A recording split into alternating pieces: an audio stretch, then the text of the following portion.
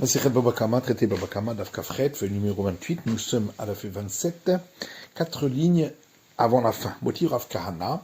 Rav Kahana objecte à partir du Braïta qui dit Ben Bagbag Omer. Ben Bagbag dit Atikanes Echatser Havercha, n'entre pas en cachette dans la cour de ton prochain Litol et Tchelcha pour prendre ce qui t'appartient. Chez l'Obershut, sans lui demander autorisation. Chez Materayalav Keganav, de peur que tu donnes l'impression d'être un voleur. Et la Shvoret Chinav, ça m'en casse les dents, Vemorlo Sheli Aninotel, et dis-lui, je prends ce qui m'appartient. Donc on voit qu'on a le droit de se faire justice soi-même. Amar, il lui a répondu, Imra Ben Bagbag. Effectivement, Ben Bagbag pense ainsi comme toi, Yechidha ou, mais il est seul, ou plier à Bananale. Et les sages sont pas d'accord avec lui. Rabbi Yana Yamar, Rabbi Yana lui dit, Maï Shvor et Chinav, qu'est-ce que ça veut dire? Casse les dents. Bedin, en allant lui faire un procès. Yahi ve morlo. Alors Agmar demande si c'est ainsi, pourquoi il est écrit dans la Braïta, et dis-lui, ve ombrim lo mi baile. On aurait dû dire, et on lui dira, c'est-à-dire le tribunal. Sheli anilotel, pourquoi la Braïta dit, c'est à moi ce que je prends, chez l'eau ou noten mi baile. Elle aurait dû dire, c'est à lui ce qu'il prend, puisque c'est le tribunal qui parle. Kasha, c'est une bonne question. Tashma, l'Agmar dit, viens, écoute, une braïta, Shorche ala al-gabe havero le horgo. Si un taureau est monté par-dessus un autre pour le tuer, ou baba ala tarton, veshamat et chelo, et le propriétaire du taureau qui se trouve en dessous a tiré son taureau, venafal alav, ou met, et celui qui était alors au-dessus est tombé et est mort. Patour, il est dispensé de payer le dommage. Maïla Memora de l'Ekapseda, n'est-ce pas, on parle d'un taureau qui était averti, et donc il n'y a pas de perte d'argent, même si son propre taureau meurt, parce que de toute façon, il devra le dédommager, et on voit malgré tout qu'il peut se faire justice lui-même. Et l'Agma répond, l'eau, bétam, non, on parle dans le cas où le taureau d'au-dessus n'avait pas été averti, et donc on ne paye que jusqu'au plafond de la valeur du taureau qui a endommagé des capsédas, et donc il peut y avoir perte. Et c'est pourquoi c'est permis. Yahi Ema Sefa, mais alors regardons la suite d'Abraïta. Si il a poussé le taureau d'au-dessus et il est mort, il devra payer le dégât. Si on dit qu'il s'agissait d'un taureau qui n'avait pas été averti, pourquoi devrait-il payer le dégât? Puisqu'il risque d'avoir une perte, et donc on a le droit de se faire justice soi-même dans ce cas d'après tout le monde. Et on répond, Shayalo le shamto velo shamto. Parce qu'il aurait dû plutôt retirer celui d'en dessous, parce que c'était moins dangereux pour celui d'au-dessus. Et il ne l'a pas fait.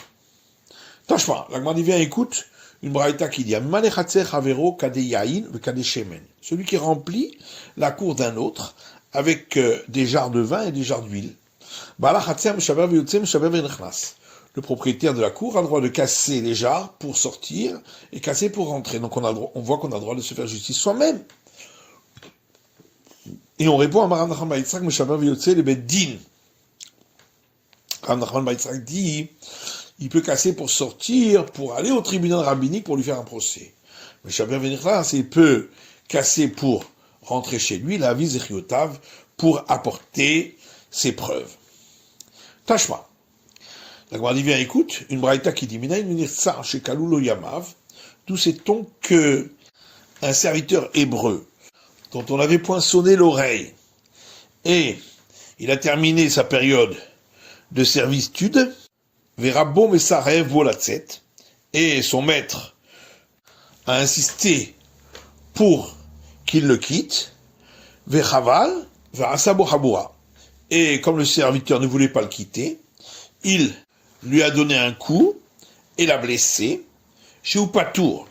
D'où sait-on qu'il sera dispensé de lui payer le dommage.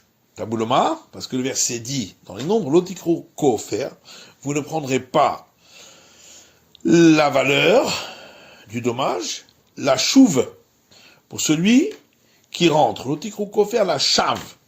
De là, on apprend qu'on ne paiera pas la valeur du dégât pour celui qui devait retourner chez lui. Donc on voit qu'on a le droit de se faire justice soi-même. Et là, Gmar répond à Skinan, ici, de quoi parlons-nous? Beravda Gannava, d'un serviteur qui était un voleur. Dans ce cas-là, il a le droit, parce qu'il risque de perdre l'argent. La Gmar dit Ardaïd dans le Gannav, Vashta Gannav, et comment ça? Jusqu'à présent, il n'était pas voleur, et c'est juste maintenant qu'il est devenu voleur, puisque jusqu'à présent, il ne l'avait pas envoyé. Et la Gmar répond Ardaïd na Aveimate de Rabbe Ale. Jusqu'à présent, il avait la crainte de son maître. Mais maintenant qu'il a terminé sa période de servitude, il n'a plus la crainte de son maître, et c'est pourquoi il vole. Rav Nachman ben Yitzhak Amar, lui donne une autre réponse. Il dit qu'on parle d'un serviteur auquel son maître lui avait remis une esclave cananéenne, Adaïna Etera, et donc jusqu'à maintenant, elle lui était permise, tant qu'il était serviteur, Vashta Issoura. Et maintenant, elle lui est interdite, c'est pourquoi il a le droit de le forcer à le quitter.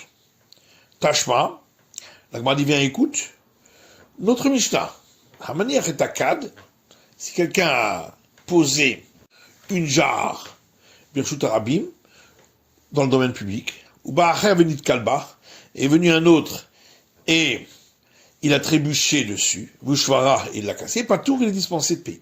Ta'amadenit Kalba, la Gemara dit. Toute la raison pour laquelle il est dispensé, c'est parce que il a trébuché. Ashvara Hayav.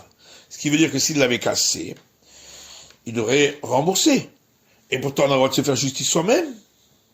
Amar Rav Zevid Mishmene Rav Awadin Afilu Shvara. Alors Rav Zevid, au nom de Rav, a dit, en vérité, même s'il l'avait cassé, ce serait permis. Vaïdi Katalinit Kal. Pourquoi on a parlé ici du cas où il a trébuché? Tandis qu'on voulait dire, à la suite, que si il avait été endommagé, le propriétaire du tonneau doit payer, Penisco, son dommage, et ça c'est seulement dans le cas où il avait trébuché. Aval Shava, mais s'il l'avait cassé, là, non. De Azik Nafché, parce que c'est lui-même qui s'est fait endommagé. C'est pourquoi, au début de la Mishnah aussi, on a parlé de celui qui a trébuché. Attends, je parle, il dit, viens, écoute. C'est écrit dans le verset dans Deutéronome, Vekatsota et Kappa. Et tu lui couperas sa paume, pour celle qui a fait honte. Mammon. On explique qu'il s'agit de payer. N'est-ce pas, on parle d'un cas où elle ne pouvait pas sauver son mari autrement, et malgré tout, elle doit payer. Donc c'est une question pour celui qui dit qu'on a le droit de se faire justice soi-même. Et l'Agma dit, non. On parle d'un cas où elle pouvait le sauver autrement. Et l'Agma dit, donc ça veut dire que si elle n'avait pas possibilité de le sauver autrement, elle est dispensée. Mais alors, pourquoi la suite de la Braïta dit, c'est écrit, elle lancera sa main, prat les chaliar beddin, à l'exclusion du cas où c'était l'émissaire du tribunal rabbinique. On n'avait qu'à faire un distinguo dans le même sujet plutôt que de parler d'un autre. En disant, mais tout ce qu'on a dit, c'est dans le cas où elle pouvait le sauver autrement. Mais si elle ne pouvait pas le sauver autrement, Ptoura est dispensée de payer. Et la Gemara dit effectivement, c'est ça qu'on veut dire aussi. Que c'est seulement dans le cas où elle pouvait le sauver autrement qu'elle doit payer. Mais si elle ne pouvait pas le sauver autrement, sa main est considérée comme l'émissaire du tribunal rabbinique, ou Ptoura est dispensée de payer. Tâche pas, la Gemara dit, viens, écoute. Une braïta qui dirait, si quelqu'un avait un chemin public qui passait par son champ, il a pris cet endroit pour lui et leur a donné un chemin sur le côté. Ce qu'il leur a donné est donné, et il ne reprendra pas pour lui le chemin du départ. Si on dit qu'un homme a le droit de se faire justice lui-même, il pisera, il peut prendre un bâton et s'asseoir à cet endroit et les empêcher de passer. Rav Zevid dit au nom de Rava, nos sages l'ont interdit, c'est une institution rabbinique de peur qu'il leur donne un chemin tortueux. Ramechachi a dit, on parle d'un cas où il leur a donné un chemin tortueux. Ravashi lui dit que chaque fois qu'on donne un chemin sur le côté, c'est toujours tortué. Pourquoi? Pour l'un, c'est un chemin plus proche, et pour l'autre, c'est un chemin plus éloigné. Et la Gemara dit, mais si c'est ainsi, alors pourquoi ce qui était à lui, il ne l'a pas pris? Les malheureux qui leur dit, chez Koli trouve, à vous les dites, prenez ce qui est à vous et donnez-moi ce qui est à moi. Chez de Rav Yuda, c'est à cause de l'enseignement de Rav Yuda. Rav Yuda dit, un chemin qui a été utilisé par le public, on n'a pas le droit de le dégrader. Et donc, également de le prendre pour soi. Tâche pas, la Gemara dit bien, écoute, une braïta qui dit, si le propriétaire du champ a laissé un coin du champ sur le côté pour les pauvres, et les pauvres, eux, ont pris d'un autre côté du champ. Les deux sont considérés comme coin du champ.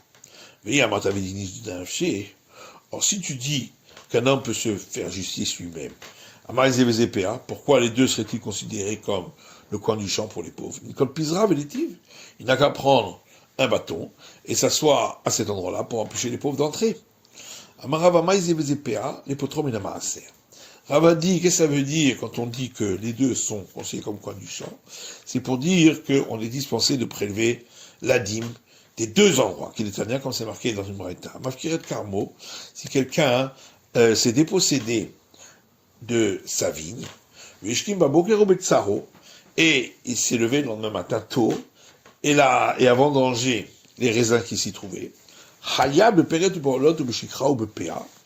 il doit donner aux pauvres les petits grains qui sont tombés, ainsi que les petits grappioles, et les grappes qu'il a oubliées, et le coin du champ, ou pas tout un amasser, mais il est dispensé de donner la dîme là-dessus, parce que sur le coin du champ, on n'a pas besoin de donner la dîme. Banditi, Mishnah suivante.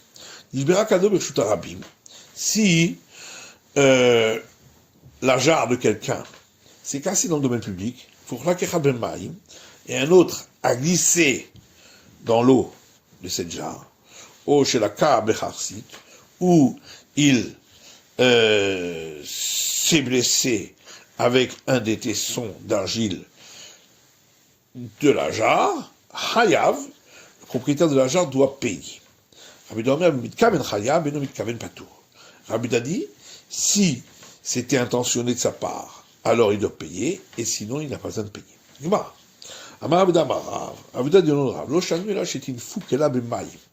Quand on a dit au départ que s'il a glissé sur l'eau, l'autre doit payer, c'est seulement dans le cas où ses vêtements se sont salis à cause de l'eau, et donc il doit payer pour ses vêtements.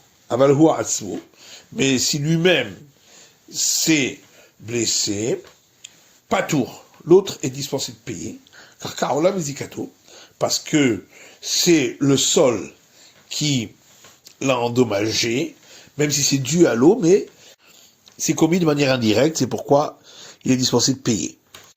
Kiabrita Kamedi Shmuel. Rav Yuda dit, lorsque j'ai rapporté cet enseignement de Rav devant Shmuel, Amarli, il m'a dit, Mirde Amno, Sakino, Masao, Miboro Lamanu. Puisque, si il a posé au sol une pierre, ou un couteau, ou une charge, qui sont à lui, il doit payer le dégât, et on l'apprend du cas du puits. Et donc, pour tous ces cas-là, on applique ce que les sages ont dit, qu'il paye uniquement pour un taureau, mais pas pour un homme, un âne, et pas pour des ustensiles ou des vêtements. Van les Inyan Ketala. Ça, c'est seulement dans le cas où l'homme est mort. Aval Inyan Nezakin, s'il a été blessé, Adam Chayav, on doit payer pour les dégâts de l'homme, et pour les ustensiles et vêtements, on est dispensé de payer. Donc pourquoi Rav aurait-il dit qu'on doit payer pour les vêtements? Et on répond, Rav, lui, il a parlé uniquement dans le cas où on s'est dépossédé de ces éléments. Alors c'est considéré comme le puits. Mais dans le cas où on n'est pas dépossédé, comme ici l'eau de la jarre, Mamonohu, c'est considéré comme son bien, et donc c'est comme le taureau qui a fait un dégât, et on doit payer même pour des vêtements et des ustensiles. Motir Ravoshaya.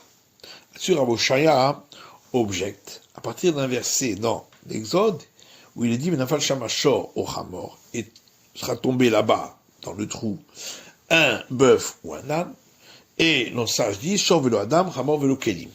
Un bœuf mais pas un homme, un âne mais pas des ustensiles. Mikanamrou, et de là, on a dit, Nafal le taureau Shor vekelam, si est tombé dans le trou un taureau et ses accessoires, Venishtab Berou, et ceux-ci se sont cassés.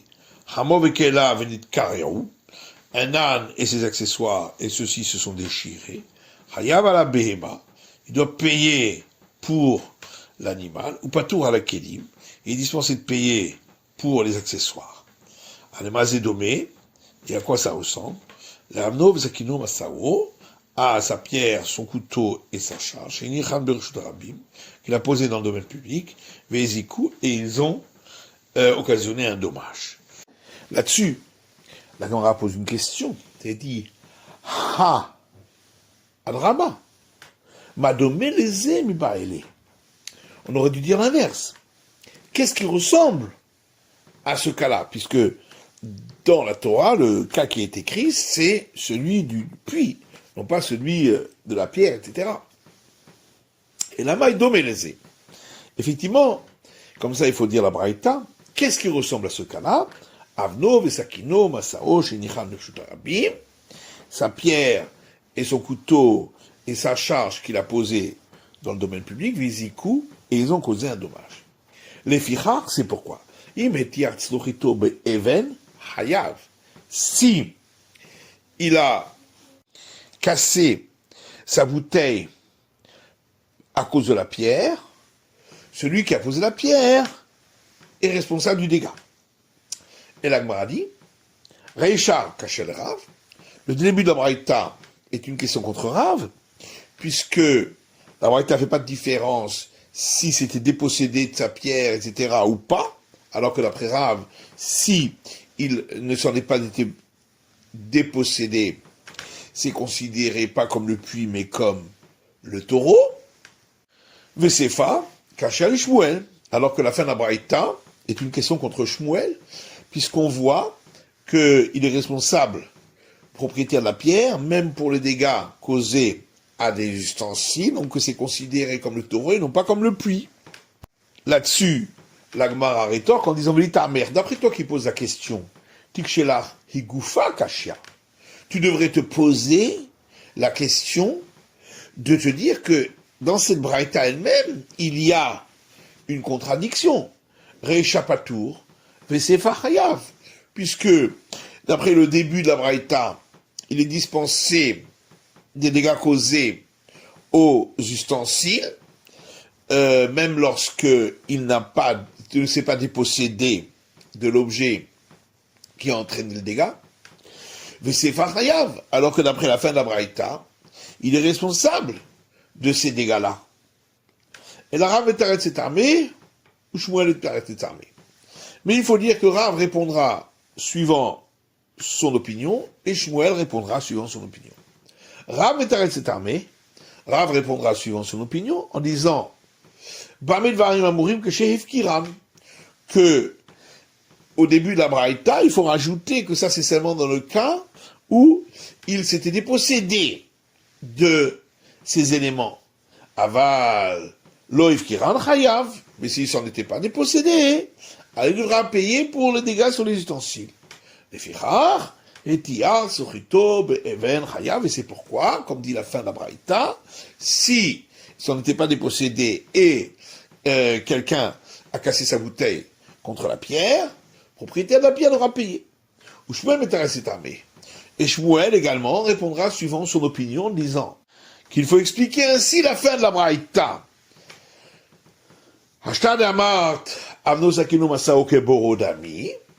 Que maintenant qu'on a dit que sa pierre, son couteau ou sa charge posée dans le domaine public, c'est considéré comme son puits, les Rabbi Yehuda, d'après Rabbi Yehuda, qui dit que on est responsable des dégâts des ustensiles dans un puits, c'est pourquoi, d'après lui, s'il s'était cassé sa bouteille contre la pierre, le propriétaire de la pierre devra payer. Amar Rabbi Elazar, Rabbi Elazar dit, Lochanou, tout ce qu'on a enseigné que le propriétaire de la pierre devra payer, et là, chez Nitkal Ba'even, c'est seulement dans le cas où l'homme qui portait la bouteille a trébuché contre la pierre, Nishov Ba'even, et la bouteille s'est cassée contre la pierre. Aval Nitkal Ba'karka. Mais si l'homme a trébuché contre le sol, Nishov Ba'even, et la bouteille s'est alors cassée contre la pierre, pas tout, propriétaire de la pierre est dispensé de payer. Keman, l'Agmar dit comme qui cela va, de l'eau que Rabbi Nathan. Ça ne va pas comme Rabbi Nathan qui dit que le propriétaire du puits doit payer, même si c'était tombé dans le puits à cause d'autre chose.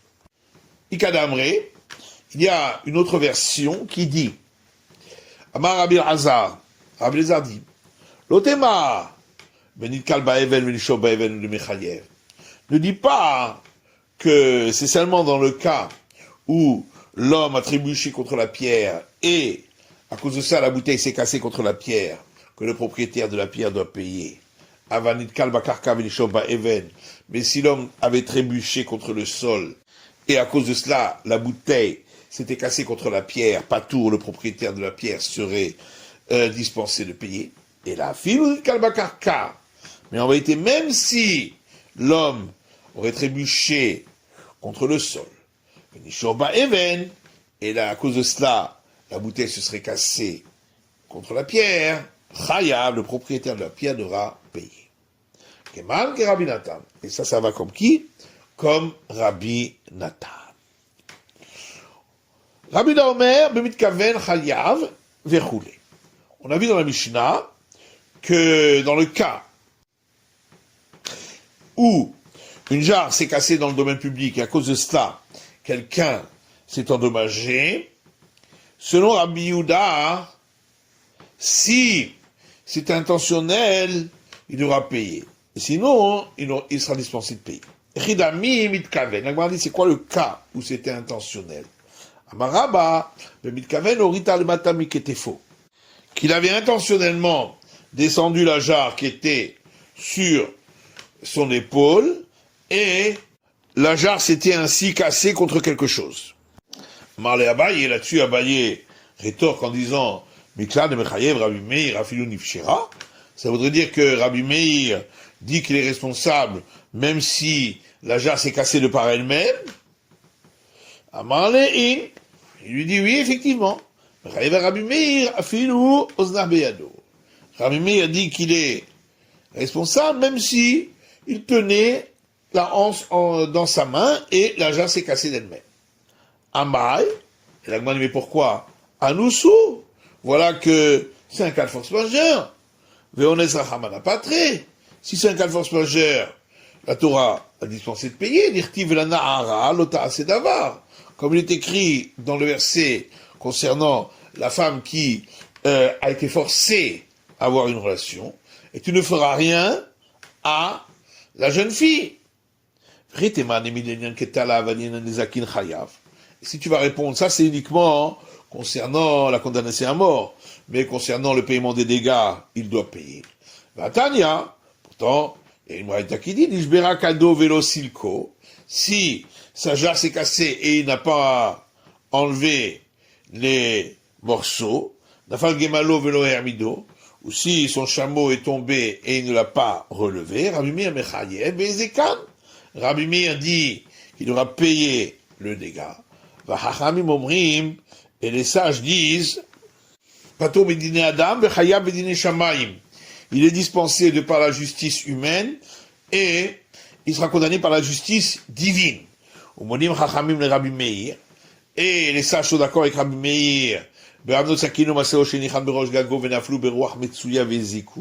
Concernant celui qui avait posé sur son toit sa pierre, son couteau ou sa charge, et ils sont tombés par un vent normal, et ils ont fait un dégât, Shou Chayav, qui devra payer. Rabbi Meir est d'accord avec les sages. Ben, Ma'alek al-Kanim al-Agag, dans le cas de celui qui a monté des jarres sur le toit, Almenat Nagevan, pour qu'elles sèchent, et elles sont tombées par un vent qui n'est pas normal, et elles ont fait un dégât, qu'il est dispensé. Donc on voit qu'il est dispensé dans le cas de force majeure. C'est la fin de l'étude du Daf Kafret de la feuille numéro 28.